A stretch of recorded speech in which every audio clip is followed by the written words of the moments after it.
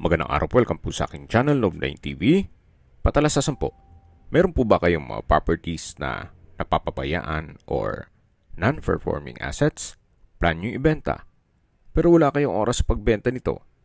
Kung ito'y pagkakatiwala nyo po sa amin, tawag lang po kayo sa aking numero, usap po tayo, gawin ko po ng video for free. Yes, libre po, wala po kayong babayaran. Tutulungan pa namin kayong mabenta ang inyong property. Kami na po bala sa marketing, sa boosting or paid ads. Even sa tripping, hindi na po kayo mapapagod sa pag-entertain ng mga buyers. Kami na po bala sa lahat. Tawag lang po kayo. Nandito po tayo ngayon sa isang guarded subdivision dito sa Dasmariñas, Cavite. Meron po tayong bagong video presentation, isang modern design house and lot na may lot area na 335 square meters. Corner lot. At ito pong bahay ay may floor area na 210 square meters. At meron pa pong guest and maid's house. Ito po'y dream house at owner's built. Kaya ginastosan po nila ito. May pagbabago lang sa kanilang plano kaya ibebenta na lang po ito. Yan po yung garahe. Open lang po yan. Ito po yung fasad na naka-glass walls. Then meron pong brickstone design dito sa lower part at sa taas po ay may balkonahe. Fully furnished po ito kaya lahat pong makikitang kagamitan ay kasama po. Pero sa personal stuff ni owner, dito po ay naka-landscape. Then may natural stone dito sa may pathways. At yan po naman ay yung extension ng master bedroom. Napakaganda po, napakaliwalas at ito'y well-maintained. Actually, dito pa sila nakatira. May solar power na rin po ito na inverter type. Then, may 3-tonner na air condition sa living area. 2 horsepower sa master bedroom. Then, 1 horsepower for each room sa second floor.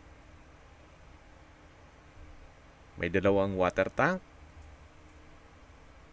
At dito naman po yung tinutukoy ko na garahe. Nakakasya 2 sasakyan. Ito naman po yung another structure na kung saan pwede pong gawing guest room. At doon naman sa dulo ay meron pong maid's room. May wooden na swing din po yan. Kasama na po yan. At meron pong setback na paikot naman dun sa service area. Lahat pong kwarto ay may bed frame and mattress na kung saan mga high-end po. Especially dun sa master bedroom worth 200,000. Then yung dining set naman na acacia wood nasa 300,000. At yung tile flooring naman po ay mga nasa 800,000. Premium tiles po ang ginamit nila. Samahan niyo po ako. Pasok po tayo. At ito po yung naka-smart door lock. Welcome po dito sa bahay ni Madam at Sir. Naka-double high ceiling. May glass walls and windows. Yan po yung sofa set na customized po yan. Na kung saan nasa 200,000. Then may chandelier, naka-ceiling panels. Ito pong TV ay 85 inches po. For free na po yan. Then meron din pong display rack at drawer. May mga ilang personal stuff si owner na syempre hindi nila isasama. Yan po yung master bedroom. Mamaya ikutan natin yan. At dito po sa living area ay meron pong 3-tonner na inverter type air condition. Ito naman po yung dining area na may chandelier. At yan po yung tinutukoy ko na dining set na worth 300,000 pesos. Na for free na po yan. Hindi na yan sinama sa computation ni Sir. at ma'am sa bentahan. Dito naman po yung formal kitchen. May island, then high chair, at pendant lamp. Sa dulo po yung kitchen countertop. May kitchen window, wall-mounted kitchen cabinet, may gas range, then coffee maker, at dito po sa baba ay meron pong storage ng kitchen utensils. Yan po yung stainless sink with faucet at automatic dishwasher na kung saan hindi pa po nila nagagamit yan. Dito naman po ay may display cabinet at katabi lang po nito yung powder room. May hand wash basin, vanity mirror, water closet with bidet at bathroom window. Naka-tile bathroom wall na rin po at may indoor plants. Balik po ulit tayo dito sa may island at formal kitchen na may pendant lamp. At yan po yung dining area. Ito pong access door ay naka-smart door lock na rin. At dito naman po yung service area. Nakaka-enclose po yan. Then, pag dinaretso nyo po ay papunta naman sa maid's room. May quartz kitchen countertop, wall-mounted kitchen cabinet, at sa dulo naman po yung service area o laundry area. Nakabakod na po buong property. Then meron din pong dalawang water tank in case ng water shortage. At sa dulo po yung enclosed area na malapit sa master bedroom. Ito po yung dirty kitchen. At matatanaw naman natin yung kabilang structure na kung saan nandun po yung maid's room at yung guest room. Balik po ulit tayo dito sa loob. Ito po yung dining area na meron na pong dining set. At yan po yung sliding door na access naman dun sa may swing. At yan po yung living area. Check na natin ang master bedroom. Yung color yellow po, yan po yung main door. Pasok na po tayo. Ito po yung tinutukoy ko na bed frame and mattress na kung saan worth 200,000 daw po yan. Kasama na po sa bentahan. Meron na rin pong split type aircon na 2 horsepower. Then may massage chair. At ito pong TV ay 65 inches. Then dito po sa dulo ay meron pong extension na covered area na ginawang gym. Naka-glass walls and door din po yan. Then pag dinaretso nyo po yan ay papunta naman dun sa may dirty kitchen. At dito naman po yung sa harapan ng bahay or yung corner side. Balik po tayo dito sa loob. Yan po yung master bedroom at dito naman po yung walk-in closet. Sliding door po yan. May multiple shelves at drawer. High ceiling. At dito naman po yung toilet and bath. May couple hand wash basin. Malaking vanity mirror.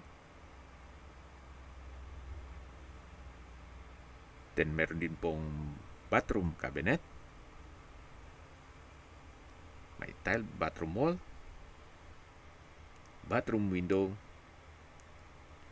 Meron pong bathtub. At floating na water closet with bidet. Ito naman po yung shower enclosure na may overhead shower. Napaganda po ng disenyo. sadyang may pagbabago lang sa kanilang plano. Magmamigrate na po sila sa ibang bansa. Kaya, bebenta na lang itong kanilang dream house. Yan po ulit yung walk-in closet.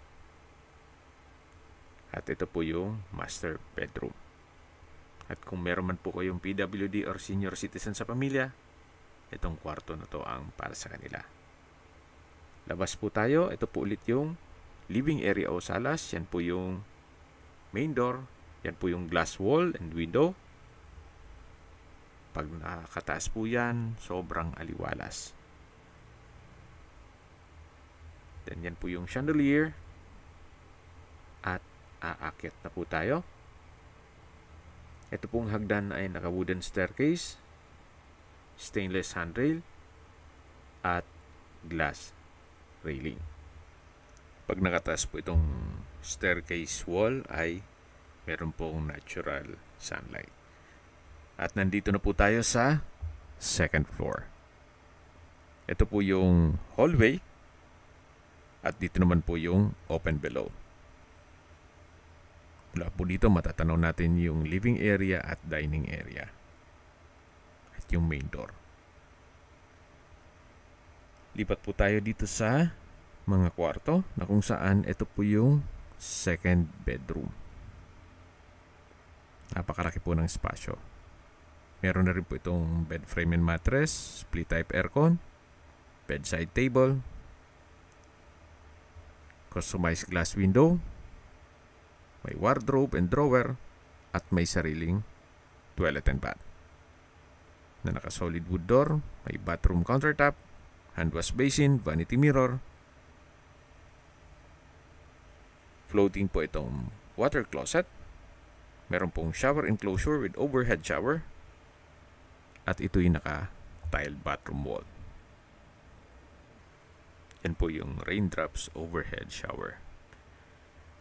Labas na po tayo dito sa toilet and bath ng second bedroom. May center lamp, ceiling cove design, pin lamp, at naka-tiled flooring. Labas po tayo ulit dito sa my hallway. Yan po yung hagdan. Yan po yung chandelier. Double high ceiling. Balik ulit tayo dito sa hallway. At sa dulo naman yung access papunta sa balkonahe. Ito po yung third bedroom. Sa ngayon, may natutulog. Kaya hindi natin ma-check yan. Pero same design lang po nung first bedroom. Meron din pong toilet and bath. Ito naman po yung balkonahe. Hanggang sa dulo po yan.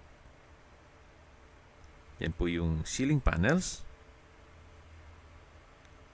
At mula po dito matatanaw ang inyong mga magiging kapitbahay. Yan po yung pedestrian gate at yung driveway. Yan po yung glass wall. At balik na po tayo dito sa loob. Habang naglilibot po tayo, pag-usapan natin ang distance, location at travel time. Mula po sa public market, mga 5 minutes drive. Then mula naman po sa De La Salle University, ang distance is 1.6 kilometers at ang travel time is 5 minutes. Mula naman po sa Emilio Aguinaldo College at De La Salle Medical Center, ang distance is 2.3 kilometers at ang travel time is 7 minutes. Yan po yung laging binabanggit sa inyo na dapat nyo i-consider sa paghanap ng property, yung meron pong malapit na hospital. Hindi ko naman po sinasabing sakitin kayo. Yan naman po for emergency purpose lang naman. At mula naman po sa Windward Subdivision, na may access sa Villar City, ang distance is 4.5 kilometers at ang travel time is 19 minutes.